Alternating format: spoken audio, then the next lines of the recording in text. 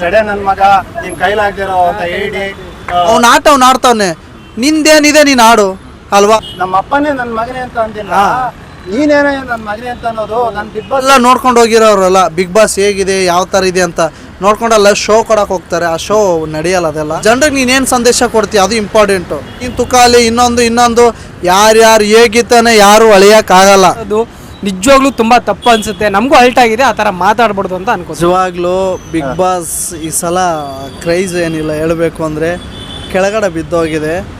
ಏನಂದರೆ ಬಿಗ್ ಬಾಸೇ ಒಂಥರ ಅನಿಸ್ತದೆ ನಮಗೆ. ಈಗ ನೋಡ್ತಾ ಇಲ್ಲ ಅಷ್ಟೊಂದು ನಾವು, ಯಾಕೆಂದರೆ ಅಲ್ಲಿ ಬರೀ ಗಲಾಟೆ ಕಿತ್ತಾಟ ಬರೀ ಇದೇ ಆಗಿದೆ. ಜನರಿಗೆ ಸಂದೇಶ ಏನು ಕೊಡ್ತಾ ಇದ್ದಾರೆ ಅವರು? ಸಂದೇಶ ಕೊಡಬೇಕಲ್ವಾ? ಬರೀ ಕಿತ್ತಾಟ ಜಗಳ ಹೊಡೆದಾಟ ಇದನ್ನೇ ಮಾಡ್ತಾಯಿದ್ದಾರೆ. ಮಾಡೋಕ್ಕೆ ಬಿಗ್ ಬಾಸ್ಗೆ ಹೋಗ್ಬೇಕು, ಹೊರಗಡೆನೇ ಮಾಡಿಸ್ಬೋದಲ್ಲ. ಯಾವುದಾದ್ರೂ ಹಳ್ಳಿಯಲ್ಲಿ ಒಂದು ಜಾಗ ತೊಗೊಂಡು ಗ್ರೌಂಡ್ ತೊಗೊಂಡು ಅಲ್ಲೇ ಕಿತ್ತಾಡ್ಬೋದು.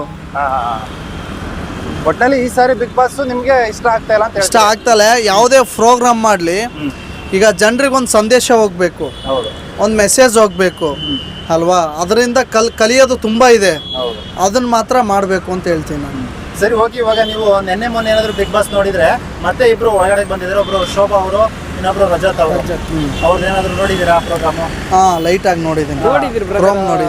ರಜತ್ ಅನ್ನೋರು ಸ್ವಲ್ಪ ಖಡಕ್ ಆಗಿ ಮಾತಾಡ್ತಾರೆ, ಇಷ್ಟ ಆಗಿದೆ. ನೋಡೋಣ ಅವ್ರು ಮುಂದೆ ಹೆಂಗೆ ಆಡ್ತಾರೆ. ಬಟ್ ನಮ್ಮದು ಸಪೋರ್ಟ್ ಮಾತ್ರ ಹನುಮಂತನಿಗೆ, ಯಾಕಂದರೆ ಉತ್ತರ ಕರ್ನಾಟಕ ಹುಡುಗ ಅಲ್ವಾ. ನಾವು ಉತ್ತರ ಕರ್ನಾಟಕದವ್ರೆ, ಯಾವತ್ತೂ ಅವ್ರನ್ನ ಬಿಟ್ಕೊಡಲ್ಲ. ಚೆನ್ನಾಗಿ ಆಡ್ತಾ ಇದ್ದಾರೆ, ಅವ್ರಿಗೆ ಆಲ್ ದ ಬೆಸ್ಟ್. ಇದೇ ರೀತಿ ಚೆನ್ನಾಗಿ ಆಡಿ, ನಾವು ಯಾವತ್ತಿದ್ರೂ ಅವ್ರನ್ನ ಬಿಟ್ಕೊಡಲ್ಲ, ಚೆನ್ನಾಗಿ ಆಡಲ್ಲ. ಈಗ ಹನುಮಂತನ ಒಳಗಡೆ ಇರೋರು ಹೇಳ್ತಾರೆ ಅವನಿಗೆ ಆ ಮಟ್ಟಿಗೆ ಗೊತ್ತಾಗಲ್ಲ, ಪೆದ್ದನ್ ಥರ ಇದ್ದಾನೆ, ದಡ್ಡನ್ ಥರ ಆಡ್ತಾನೆ, ಆ ಮಟ್ಟಿಗೆ ಗೊತ್ತಾಗಲ್ಲ ಅನ್ನುವಂಥ ಒಂದು ಮಾತುಗಳು ಅವನು. ಅವ್ರು ಏನು ಗೊತ್ತಾ ಬ್ರದರ್, ಈಗ ಅವನೇ ಉತ್ತರ ಕರ್ನಾಟಕದಿಂದ ಬಂದಿದ್ದಾನೆ, ಅವನು ದಡ್ಡ ನನ್ನ ಮಗ ಅಂತ ಎಲ್ಲ ಅನ್ಕೋತಾರೆ. ಬಟ್ ಸ್ಟಾರ್ಟಿಂಗ್ ಊಟ ಇಡ್ತಾರಲ್ಲ ಅವಾಗಲೇ ಗೊತ್ತಾಗೋದು ದಡ್ಡನೋ ಚೆನ್ನಾಗಿ ಜಾಣ್ವಂತನೋ ಅಂತ ಅವಾಗ ಗೊತ್ತಾಗುತ್ತೆ. ಬಟ್ ಗೆದಿಯೋದು ಮಾತ್ರ ಅವರೇ, ಇದು ಮಾತ್ರ 100% ಪಕ್ಕ. ಯಾಕಂದರೆ ಆಲ್ಮೋಸ್ಟ್ ಉತ್ತರ ಕರ್ನಾಟಕ ಬೆಂಗಳೂರಲ್ಲೇ ಸಪೋರ್ಟ್ ಮಾಡ್ತಾರೆ ಬ್ರದರ್. ಅವ್ರಿಗೆ ಸಿಕ್ಕಾಪಟ್ಟೆ ಸಪೋರ್ಟ್ ಮಾಡ್ತಿದ್ದಾರೆ.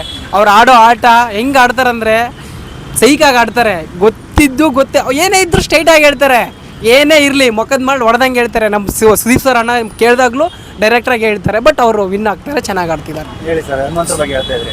ನೋಡಿ ಸರ್, ಈಗ ಅವರು ಹುಟ್ಟಿ ಬೆಳೆದು ಈಗ ಅಲ್ಲಿ ಬಿಗ್ ಬಾಸ್ ಅನ್ನೋದೇ ನಮ್ಮನ್ನು ನಾವೇನು ಅಂತ ತೋರಿಸ್ಕೊಳ್ಳೋದು, ರಿಯಾಲಿಟಿ ನಾನು ಹೇಗಿರ್ತೀನಿ ಅದನ್ನು ಕರೆಕ್ಟಾಗಿ ಆಟ ಆಡ್ತಾ ಇದ್ದಾನೆ ಅವನು ಅಲ್ವಾ. ಅವ್ನು ಇರೋದೇ ಹಾಗೆ.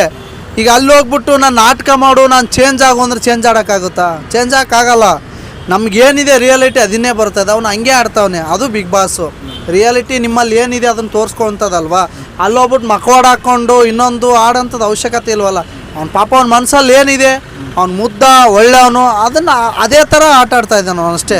ಅದು ಬಿಟ್ಬಿಟ್ಟು ಎಕ್ಸ್ಟ್ರಾ ರೌಡಿಸಮ್ ಎಲ್ಲ ಮಾಡಬೇಕು, ಒಳಗಡೆ ಗುದ್ದಾಡೋದು ಕಿರ್ಚಾಡೋದು ಅದಲ್ಲ. ಅವ್ನು ಏನು ಆಡ್ತಿದ್ದಾನೆ ಅದೇ ಆಟ ಸರಿ ಅನಿಸುತ್ತೆ ನನಗೆ.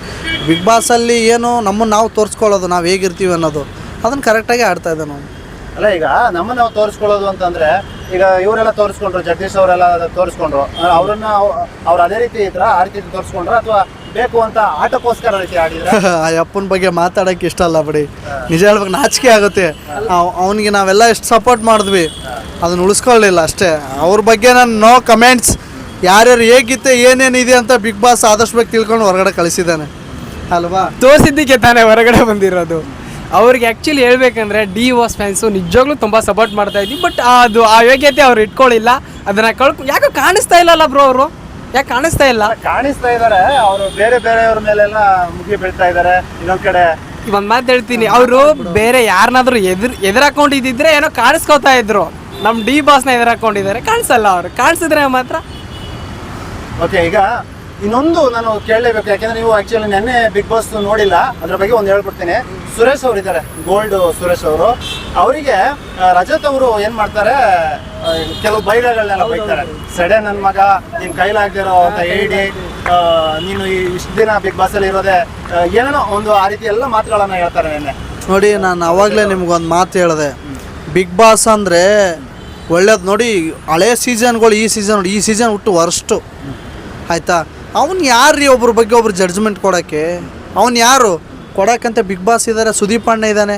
ಅವ್ನು ಯಾರು? ಅವ್ನು ಆಟ ಅವ್ನು ಆಡ್ತಾವನೆ, ನಿಂದೇನಿದೆ ನೀನು ಆಡು ಅಲ್ವಾ. ನಾನೇನೋ ಹೋಗಿದ ತಕ್ಷಣ ಈಗ ಅವರೆಲ್ಲ ನೋಡ್ಕೊಂಡು ಹೋಗಿರೋರಲ್ಲ ಬಿಗ್ ಬಾಸ್ ಹೇಗಿದೆ ಯಾವ ಥರ ಇದೆ ಅಂತ ನೋಡ್ಕೊಂಡಲ್ಲ ಶೋ ಕೊಡೋಕೆ ಹೋಗ್ತಾರೆ. ಆ ಶೋ ನಡೆಯಲ್ಲ, ಅದೆಲ್ಲ ಒಳ್ಳೆ ರೀತಿಯಿಂದ ಆಡಬೇಕು.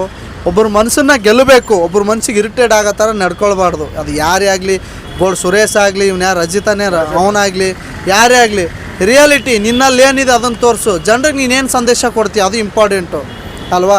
ಅದನ್ನು ಬಿಟ್ಬಿಟ್ಟು ನೀನು ತುಕಾಲಿ ಇನ್ನೊಂದು ಯಾರ್ಯಾರು ಹೇಗಿತ್ತಾನೆ ಯಾರು ಅಳಿಯೋಕ್ಕಾಗಲ್ಲ. ಅವ್ರವ್ರು ಹೇಗಿತ್ತು ಅವ್ರಿಗೆ ಗೊತ್ತಿರುತ್ತೆ. ಅವ್ನಿಗಿರೋದಕ್ಕೆ ಅಲ್ಲೋಗಿದ್ದಾನೆ ಅವನು, ಆಯ್ತಾ. ನಿನಗಿದ್ರೆ ನೀನು ಉಳಿಸ್ಕೊಂಡು ಫೈನಲಾಗಿ ಗೆದ್ದು ಬಾ ಅಲ್ವಾ, ಯಾರೇ ಆಗಿರ್ಬೋದು ಅದು. ತಪ್ಪು ಬ್ರೋ ಆ ಥರ ಮಾತಾಡೋದು, ನಿಜವಾಗ್ಲೂ ತಪ್ಪು. ಒಬ್ಬ ವ್ಯಕ್ತಿ ಯಾವ ಥರ ಇರ್ತಾನೆ ಅನ್ನೋದು ಪ್ರಶ್ನೆ ಅಲ್ಲ. ಯಾಕಂದರೆ ಅವರು ಹೊರಗಡೆ ಅವ್ರಿಗೂ ಫ್ಯಾನ್ ಫಾಲೋಯಿಂಗ್ ಇದೆ, ಅವ್ರಿಗೆ ಆದಂಥ ಒಂದು ಗೌರವ ಮರ್ಯಾದೆ ಇದೆ. ಬಟ್ ಅವ್ರ ಫ್ಯಾನ್ಸಿಗೆ ಎಷ್ಟು ಅಲ್ಟ್ ಆಗುತ್ತೆ. ಬಟ್ ಇವರು ನೆನ್ನೆ ಮೊನ್ನೆ ಹೋಗ್ಬಿಟ್ಟು ಆ ಥರ ಮಾತಾಡೋದು ನಿಜವಾಗ್ಲೂ ತುಂಬ ತಪ್ಪು ಅನಿಸುತ್ತೆ. ನಮಗೂ ಅಲ್ಟ್ ಆಗಿದೆ, ಆ ಥರ ಮಾತಾಡ್ಬಾರ್ದು ಅಂತ ಅನ್ಕೋತೀನಿ. ಆಕ್ಚುಲಿ ಸುರೇಶ್ ಅವ್ರು ಏನು ಮಾಡ್ತಾರೆ, ನನಗೆ ನಮ್ಮ ಅಪ್ಪನೇ ನನ್ನ ಮಗನೇ ಅಂತ ಅಂದಿಲ್ಲ, ನೀನೇನೇ ನನ್ನ ಮಗನೇ ಅಂತ ಅನ್ನೋದು. ನಾನು ಬಿಗ್ ಬಾಸ್ ಅಲ್ಲಿ ಇರಲ್ಲ, ತೆಗಿರಿ ಬಿಗ್ ಬಾಸ್ ಅಂದ್ಬಿಟ್ಟು ಡೋರ್ ಬಡಿತಾ ಇದ್ರು. ಹೌದು ಬ್ರೋ, ಬೇಜಾರಾಗುತ್ತೆ. ಇವಾಗ ನೋಡಿ, ಒಂದು ತಂದೆ ನಮ್ಮನ್ನ ಯಾವ ರೀತಿ ಬೆಳೆಸಿರ್ತಾನೆ, ಆ ತಂದೆ ನಮಗೊಂದು ಮಾತು ಒಂದಿರಲ್ಲ, ಯಾವನೋ ಬೇರೆ ಅಂದ್ಬಿಟ್ರೆ ನಾವು ಅನಿಸ್ಕೋತೀವ ಬ್ರೋ, ಅನಿಸ್ಕೊಳ್ಳಲ್ಲ. ತುಂಬ ತಪ್ಪು ಅದೆಲ್ಲ. ಅವರು ಮಾತಾಡಬಾರ್ದು. ಈಗ ಅವರು ಕಷ್ಟದಿಂದ ಕಷ್ಟಪಟ್ಟು ಮೇಲೆ ಬಂದಿರ್ತಾರೆ. ಹುಡ್ಸಿದ ತಂದೆ ತಾಯಿನೇ ನಮಗೊಂದು ಮಾತನ್ನಲ್ಲ ಅಂದ್ರೆ ಅವ್ನು ಯಾರು ಅನ್ನೋಕ್ಕೆ? ಅವ್ನು ಯಾರು? ಹೋಗಿದ ತಕ್ಷಣ ಅವನೇನು ದೊಡ್ಡ ಹೀರೋನ? ಏನೋ ಅವ್ನು ಹೇಳಿದ ತಕ್ಷಣ ಎಲ್ಲ ಚೇಂಜ್ ಆಗಿಬಿಡ್ತಾರ ಅಲ್ವಾ. ಅವನದೇನಿದೆ ಅವ್ನು ಆಟ ಆಡಬೇಕು, ಇನ್ನೊಬ್ರಿಗೆ ಬೈಯೋದು ತಪ್ಪದು ಆಯಿತಾ.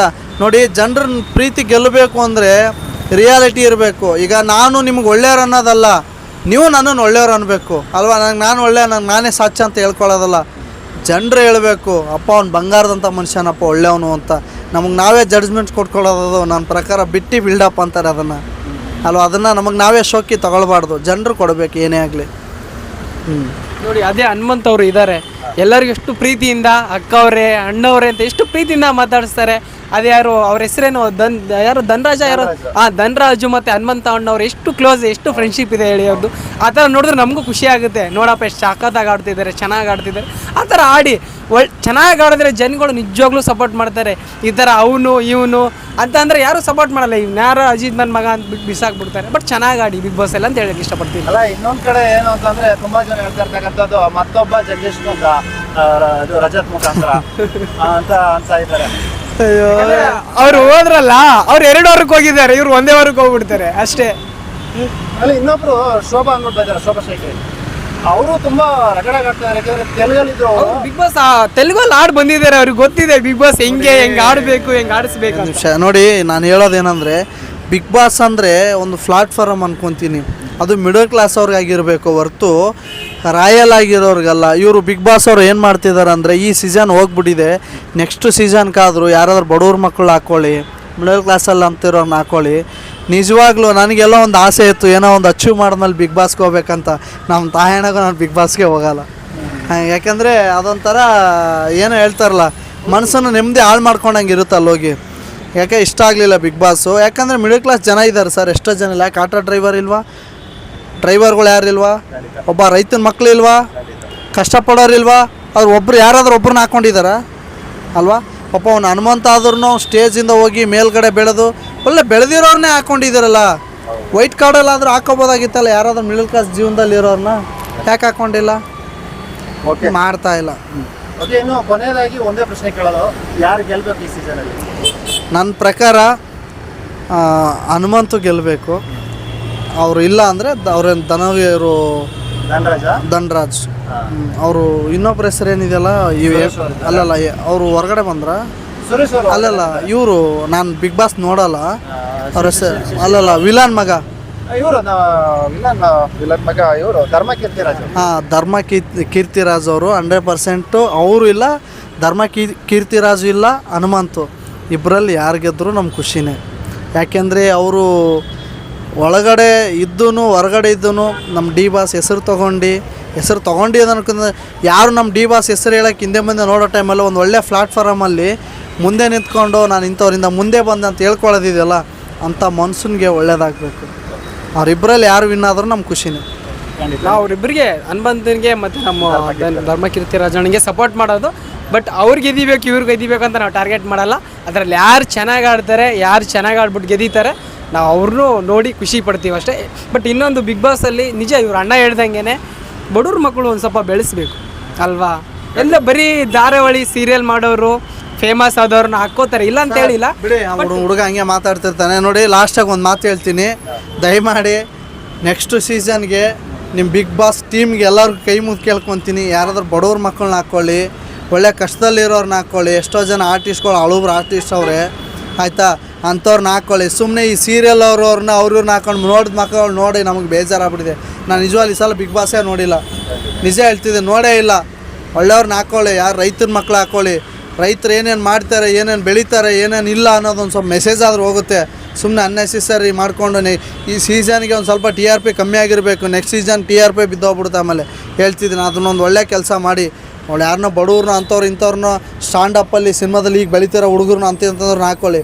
ಅದನ್ನು ಬಿಟ್ಬಿಟ್ಟು ಯಾರನ್ನ ಹಾಕ್ಕೊಂಡು ಸುಮ್ಮನೆ ಬಿಗ್ ಬಾಸು ವೇಸ್ಟ್ ಆಗ್ಬಿಡುತ್ತೆ. ಹೌದು, ನಾನು ತುಂಬಾ ಜನರ ಜನಾಭಿಪ್ರಾಯವನ್ನು ಸಂಗ್ರಹ ಮಾಡಿದಾಗ ತುಂಬಾ ಜನ ಹೇಳಿದ್ದೇನೆ, ಬಡವರನ್ನ ಹಾಕೊಳ್ಳಿ ಹೌದು ಅಂತ ಹೇಳಿದ್ದಾರೆ. ಹೌದು ಸರ್. ನೋಡಿ ಮೊನ್ನೆ ಯಾವುದೋ ಪಂಜಾಬ್ದಲ್ಲಿ ಯಾವುದೋ ಹುಡುಗ ರೀಲ್ಸ್ ಮಾಡೋ ಹುಡುಗ ವಿನ್ನಾಗಿ ಬಂದ, ಬಡವ ಸರ್, ಅವನ್ನೆಲ್ಲ ಗುಡಿಸ್ಲಲ್ಲಿರೋನು.